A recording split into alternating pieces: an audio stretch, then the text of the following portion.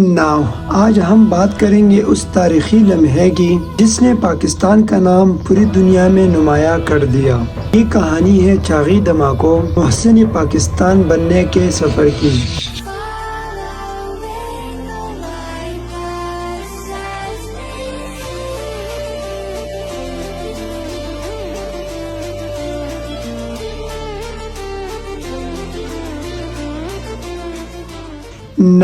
مئی 1998 میں بھارت نے اپنے شہر یعنی پوکھران میں کئی ایٹمی دھماکے کیے۔ Today, at 15:45 hours, India conducted 3 underground nuclear tests in the Pokhran Ray. اور اس خبر کے بعد پاکستان میں شدید دباؤ پیدا ہوا۔ عوام اور میڈیا حکومت سے جواب لینے کا مطالبہ کر دیا، یعنی کہ ایٹم بم بنانے اور اس کو ٹیسٹ کرنے کا۔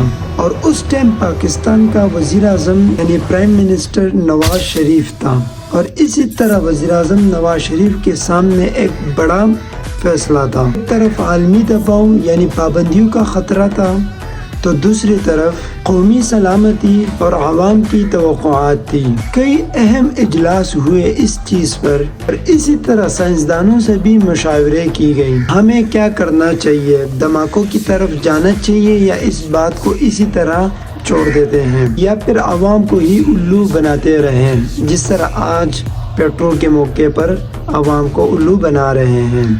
ڈاکٹر عبدالقدیر خان اور اسی طرح کئی دیگر سائنسدان اس چیز پر کئی سالوں سے کام کر رہے تھے، اور اسی طرح انہوں نے حکومت کو یقین دلایا کہ وہ تیار ہے اس چیز کے لیے، اور ملک بھر کی نظریں اسی فیصلے پر لگی ہوئی تھی۔ اور پھر آخر کار 28 مئی 1998 کا دن بھی آ گیا۔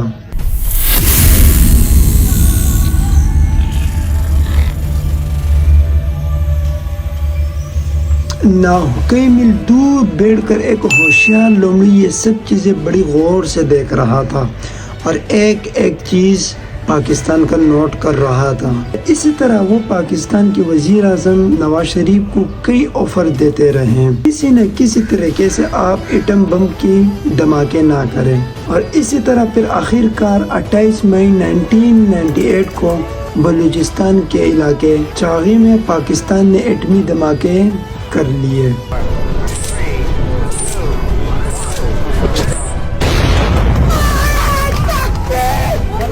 جیسا ہی اعلان ہوا تو پورے ملک یعنی پاکستان میں خوشیوں کا ایک لہر دوڑ گیا۔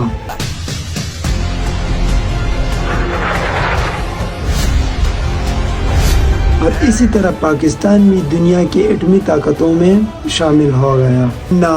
اسی طرح عوام سڑکوں پر نکل آئے، مٹھائیاں آپس میں تقسیم کی، اور پاکستان کا پرچم لہرانے لگے، اور سارا دن ہی پورے ملک میں جشن مناتے رہے۔ اور اسی طرح آج بھی یہ دن یوم تکبیر کے نام سے یاد کیا جاتا ہے۔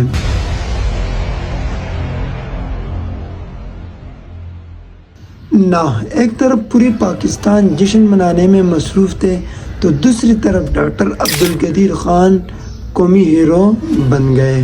چاغی دھماکوں کے بعد ڈاکٹر عبدالقدیر خان پورے ملک میں مشہور ہونے لگے، اور اسی طرح لوگ انہیں محسن پاکستان کے نام سے پکارنے لگے، اور اسی طرح ان کی مقبولیت عروج پر پہنچ گئی۔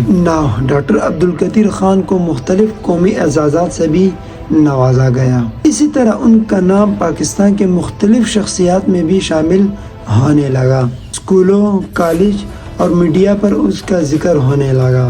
تھوڑا سا بتاؤں کہ میرا تعلق بھوپال سے ہے، اور بھوپال ایک مسلمان ریاست تھی کہ جہاں پر زیادہ تر پٹھان لوگ ہی تھے، یہ اورنگزیب کے زمانے میں وہاں جا کر بس گئے تھے۔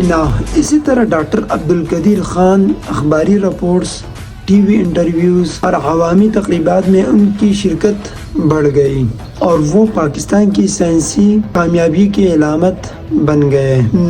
ایک طرف ڈاکٹر عبدالقدیر خان نے ایٹمی طاقت میں پاکستان کا نام تو شامل کر دیا،